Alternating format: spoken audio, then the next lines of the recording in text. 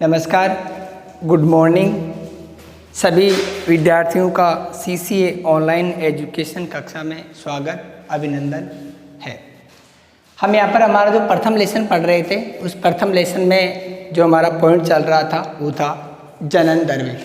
इसके बारे में हमने कल पढ़ा था कि जनन द्रव्य कोई भी कोशिका होती है, उसका जो आनुवंशिक पदार्थ होता है वो क्या कहलाता है, जनन द्रव्य।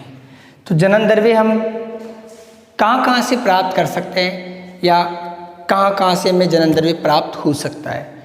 तो इसमें हमारे पास कुल पॉइंट थे इसके 6, जिनमें से कल हमने पढ़ा था एक देसी किस्मों से हम क्या कर सकते हैं, जनन द्रव्य प्राप्त कर सकते हैं।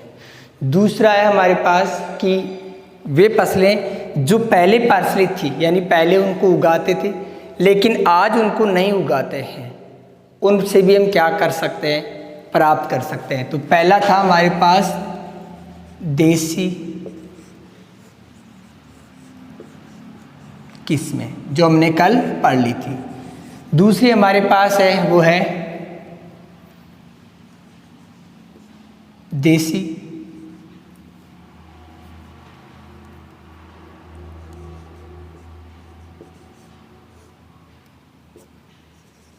या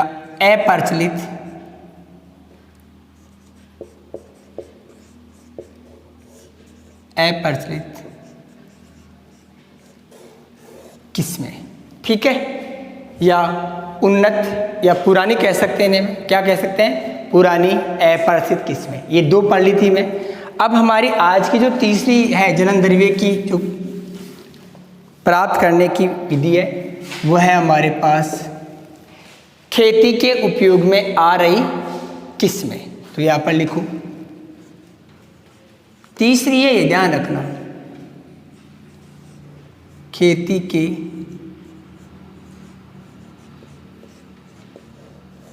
उपयोग में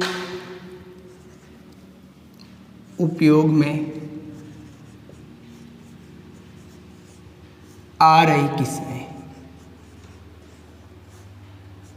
देखो, इनका मतलब है कि ऐसी उन्नत किस्में जो किसी तकनीकी के द्वारा बनाई गई है, क्या की गई है, तकनीकी के द्वारा बनाई गई है और आज भी उनका प्रचलन है। यानी उन किस्मों को हम क्या करते हैं, आज भी उगाते हैं और उनको क्या किसी नए क्षेत्र में ले जाकर भी उन्हें आसानी से उगाया जा सकता है। तो उनका जीव द्रव्य का भी हम क्या कर सकते हैं, संरक्षण कर सकते हैं। ठीक है, आ रही किस्में। तो यहाँ पर देखो, वे फसल प्रजातियां, वे फसल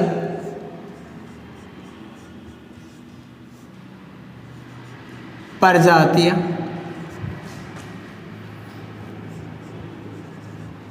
जो तकनीकी से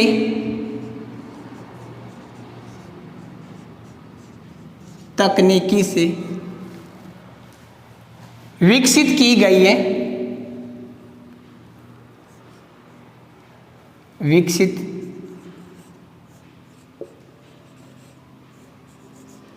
की गई है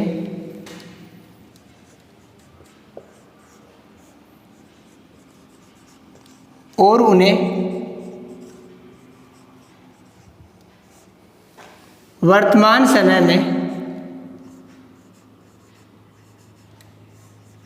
में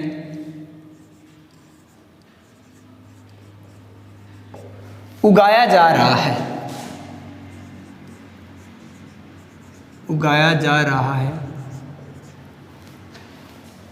उन किस्मों को हम क्या कर सकते हैं, नए क्षेत्र में उगा सकते हैं और उन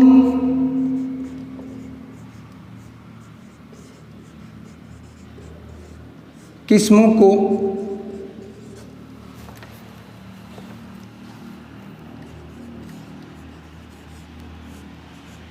किसी नए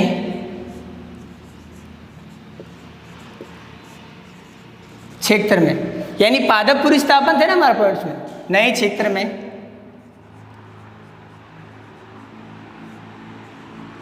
उगाया जा सकता है। ठीक है, तो ऐसी किस्मों से हम क्या कर सकते हैं, जनन द्रव्य हम प्राप्त कर सकते हैं। ठीक है, चौथा हमारा जो पॉइंट है वो है प्रजनन लाइनें। चौथा पॉइंट है, इसका नाम क्या है हमारे पास, प्रजनन लाइनें।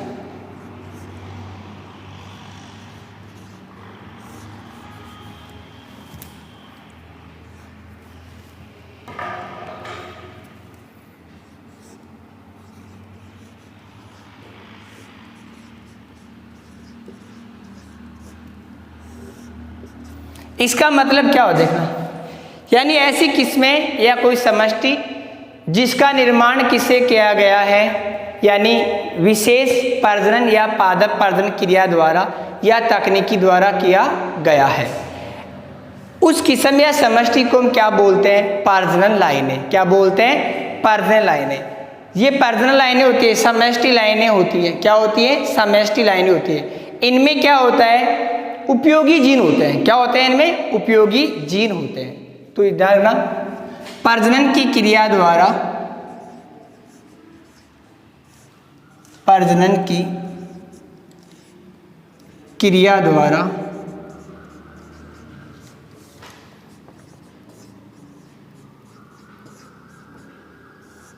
विकसित समष्टि, विकसित समष्टियां प्रजनन लाइनें कहलाती है।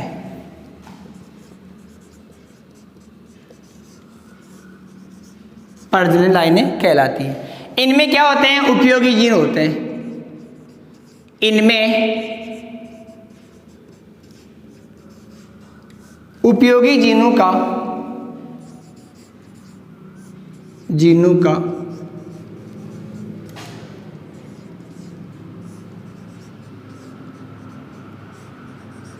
संयोजन होता है। समझ गए, यानी इनमें क्या होता है, अच्छे या उपयोगी जीन होते हैं। ठीक है, पांचवा हमारे पास का जो पॉइंट है वह है जंगली प्रारूप या जंगली संबंध। क्या, जंगली प्रारूप या जंगली संबंध।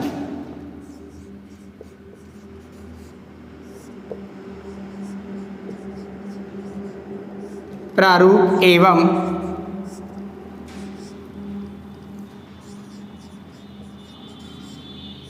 जंगली संबंध।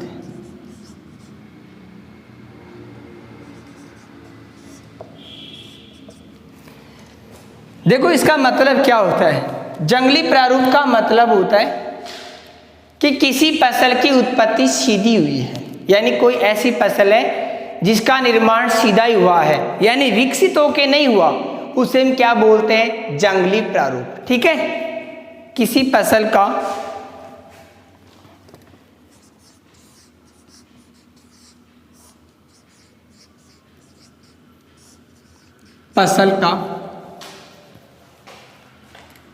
फसल की उत्पत्ति कर दूं, किसी फसल की उत्पत्ति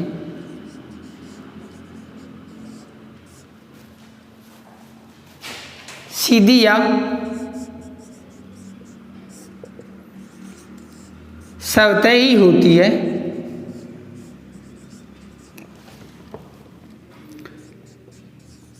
तो उसे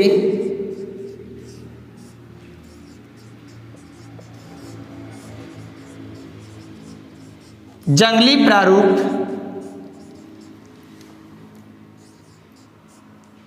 कहा जाता है।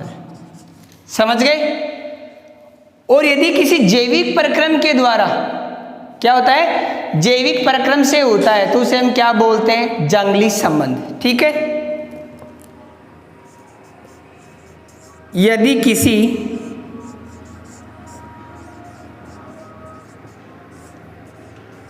फसल की उत्पत्ति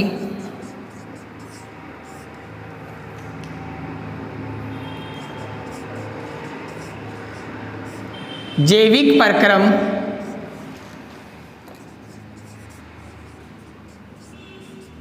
के द्वारा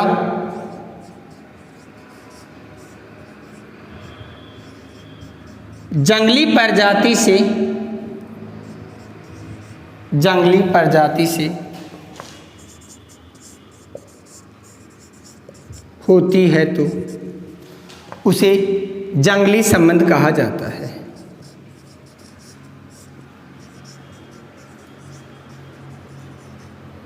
जंगली संबंध कहा जाता है। समझ गए? सीधी उत्पत्ति होती है वो जंगली प्रारूप, और जंगली संबंध का मतलब है कि किसी फसल की उत्पत्ति जैविक प्रक्रम के द्वारा, यानी पहले वो जंगली थी, फिर धीरे धीरे क्या हो गई, उन्नत गुणों वाली बन गई, उसे हम क्या बोलते हैं, जंगली संबंध। यानी जंगली प्रारूप और जंगल दोनों में क्या होता है, आसानी से संकरण हो सकता है। ठीक है, जंगली प्रारूप एवं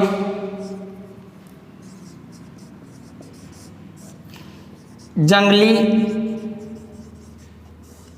संबंध में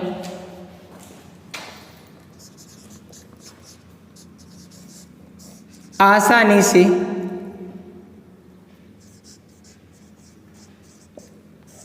संकरण हो जाता है। ठीक है, ये हमारे पास क्या था, इसका पांचवा पॉइंट। यहां समझ लो एक बात, हमारे पास खेती के उपयोग में आ रही किस्में वे फसलें प्रजातियां जो तकनीकी से विकसित की गई, यानी हमें किसी अच्छी तकनीकी से बनाया था उनको, और अच्छी तकनीकी से बनाने के पश्चात उन्हें आज वर्तमान समय में क्या किया जा रहा है, उगाया जा रहा है। और उन किस्मों को हम क्या कर सकते हैं, किसी नए क्षेत्र में भी क्या कर सकते हैं, उगा सकते हैं। तो ऐसी किस्में क्या कहलाती है, खेती के उपयोग में आ रही किस्में। इनसे हम क्या कर सकते हैं, जनन द्रव्य प्राप्त कर सकते हैं। दूसरी है प्रजनन लाइनें, यानी प्रजनन की क्रिया के द्वारा विकसित समष्टियां प्रजनन लाइनें कहलाती हैं। इनमें उपयोगी जीनों का क्या होता है, संयोजन होता है, तो उनसे भी हम क्या कर सकते हैं, जनन द्रव्य प्राप्त कर सकते हैं। जंगली प्रारूप का मतलब होता है किसी फसल की उत्पत्ति सीधी या स्वतः होती है, डायरेक्ट सीधी सीधी क्या होगी, फसल ही बनी है, उसे हम क्या कहते हैं, जंगली प्रारूप। और यदि किसी फसल की उत्पत्ति जैविक प्रक्रम के द्वारा या जंगली प्रजातियों के द्वारा हुई है, तो उसे हम क्या बोलेंगे, जंगली संबंध। जंगली संबंध और जंगली प्रारूप में आसानी से क्या होता है, संकरण की क्रिया हो सकती है। ठीक है, हमारा जो छठवां पॉइंट आता है वो आता है विशिष्ट आनुवंशिक स्टॉक। इसका जो छठवां पॉइंट है वो पढ़ेंगे हम, विशिष्ट आनुवंशिक स्टॉक।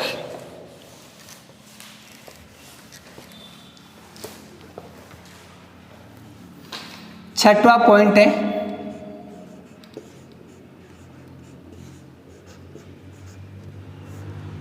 विशिष्ट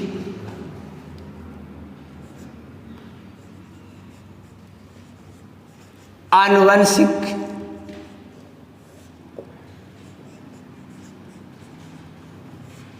स्टॉक। देखो, इसका मतलब होता है कि उत्परिवर्तन के रूप में, या उत्परिवर्तन के रूप में क्या कर सकते हैं हम, इसका स्टॉक कर सकते हैं। यानी हम कोई किसी जीव की संरचना में परिवर्तन हो गया तो उसे हम क्या बोलेंगे, उत्परिवर्तन। तो उत्परिवर्तन की लाइनें के द्वारा भी हम क्या कर सकते हैं, जनन द्रव्य का स्टॉक या संग्रहण कर सकते हैं। इसके अलावा गुणसूत्रीय विपथन की क्रिया होती है, जिसमें गुणसूत्र क्या होते हैं, छोटे बड़े या संख्या कम या ज़्यादा हो जाती है, तो उसके जनन द्रव्य को भी हम क्या कर सकते हैं, स्टॉक कर सकते हैं, संग्रह। और आनुवंशिक चिन्ह, क्या, आनुवंशिक चिन्ह। तो हमारे पास तीन प्रकार से क्या कर सकते हैं, जनन द्रव्य का स्टॉक कर सकते हैं। एक तो है उत्परिवर्तन लाइनें, तो यहाँ लिखो उत्परिवर्तन लाइनें। दूसरा हमारे पास इसी में ही है गुणसूत्रीय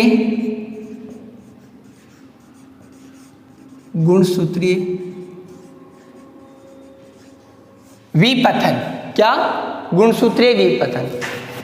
और एक है हमारे पास वो है गुणसूत्रीय विपथन, मैंने बता दिया, गुणसूत्र संख्या कम या ज्यादा होना या त्रुटि होना, छोटा बड़ा होना, ये। और आनुवंशिक चिन्ह,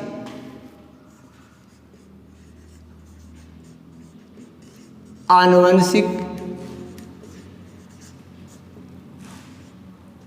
चिन्हों के रूप में, चिन्हों के रूप में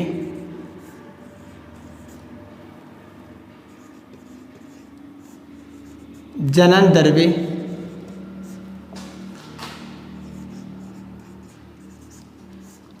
का संग्रहण किया जा सकता है।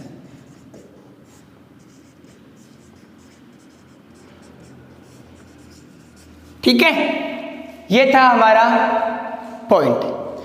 अब हमारा जो नया पॉइंट चल रहा है वो है जनन द्रव्य का वर्गीकरण। हेडिंग डालो यहां पर, जनन द्रव्य का वर्गीकरण। बहुत ही इजी है एकदम, समझो आप लोग। वर्गीकरण देखो इसका क्या है, हमारे पास ग्रामीण इसके भाग हैं। एक तो होता है ग्रामीण के आधार पर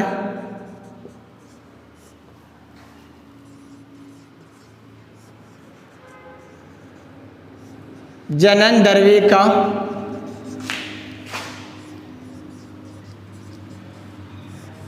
वर्गीकरण।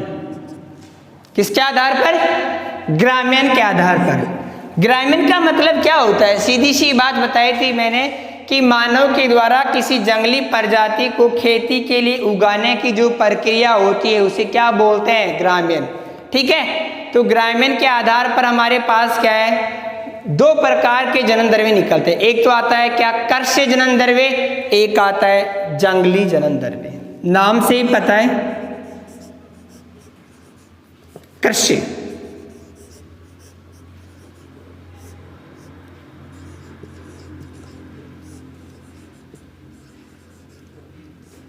जनन द्रव्य, इसका मतलब है सीधा सा कि वे फसलें जिनका उपयोग खेती में किया जाता है और उनका जो जनन द्रव्य होता है उसे क्या बोलते हैं? कर्ष्य जनन द्रव्य।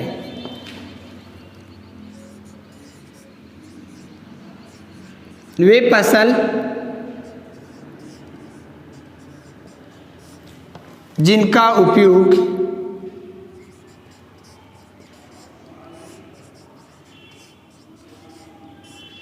खेती के लिए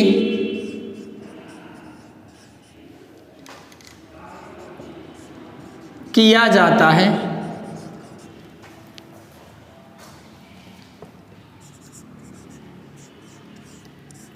उनसे प्राप्त होने वाले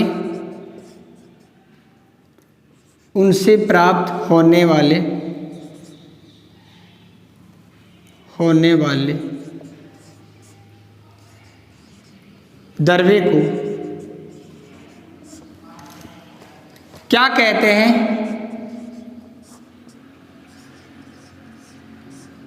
कर्ष्य जनन द्रव्य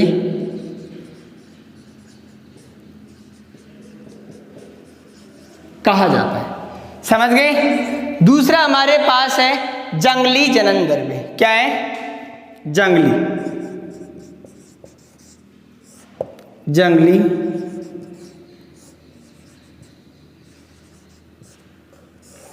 द्रव्य। नाम से पता चल रहा है कि जंगली प्रजाति से प्राप्त जो जनन द्रव्य होता है उसे क्या बोलते हैं? जंगली जनन द्रव्य। ठीक है, तो लिखो जंगली प्रजातियों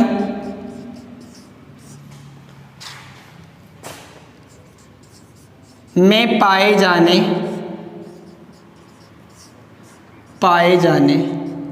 वाले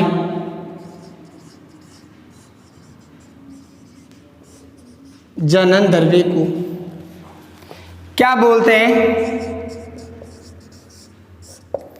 जंगली जनन द्रव्य कहा जाता है। समझ गए? ये तो था हमारे पास किसका? ग्रामीण के आधार पर जनन द्रव्य। अब दूसरा दे, सीधी सी बात है हमारे पास, यहाँ ध्यान देने की बात है कि कर्ष्य जनन द्रव्य का मतलब है वे फसलें जिनका उपयोग खेती में किया जाता है, यानी खेती से प्राप्त होने वाली जो फसलें हैं उनसे हमें जो जनन द्रव्य प्राप्त होता है वो क्या कहलाता है? कर्ष्य जनन द्रव्य। और वे प्रजातियां जो जंगली है, क्या है, जंगली है। जंगली प्रजाति से प्राप्त होने वाला जो जनन द्रव्य होता है उसे क्या बोलते हैं, जंगली जनन द्रव्य। ठीक है, ऐसे हमारे पास उत्पत्ति के आधार पर क्या है, किसके आधार पर, उत्पत्ति के आधार पर। तो मैं यहाँ बता रहा हूँ उत्पत्ति के आधार पर जनन द्रव्य हमारे पास, वो भी कितने प्रकार का होता है, 2 प्रकार का। तो आप लिख दो उत्पत्ति के आधार पर जनन द्रव्य 2 प्रकार का होता है। कितने प्रकार का होता है, 2 प्रकार का। एक तो होता है हमारे पास क्या, सीधी सी बात है, देशी जनन द्रव्य। एक क्या होता है, विदेशी। कौन सा हमारे पास, देशी जनन द्रव्य। नाम से ही पता चल रहा है, यानी हमारे पास कोई देशी फसल है, क्या है, कोई देशी फसल है, उस देशी फसल से प्राप्त होने वाला जनन द्रव्य क्या कहलाता है, देशी जनन द्रव्य। ठीक है, और दूसरा हमारे पास क्या है, विदेशी। समझ गए होंगे, विदेशी जनन द्रव्य देशी फसलों से। ठीक है, देशी फसलों से प्राप्त होने वाला जनन द्रव्य क्या होता है, देशी जनन द्रव्य। और विदेशी फसलों से, विदेशी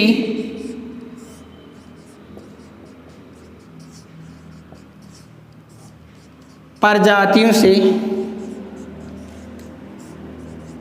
प्राप्त होने वाला जनन द्रव्य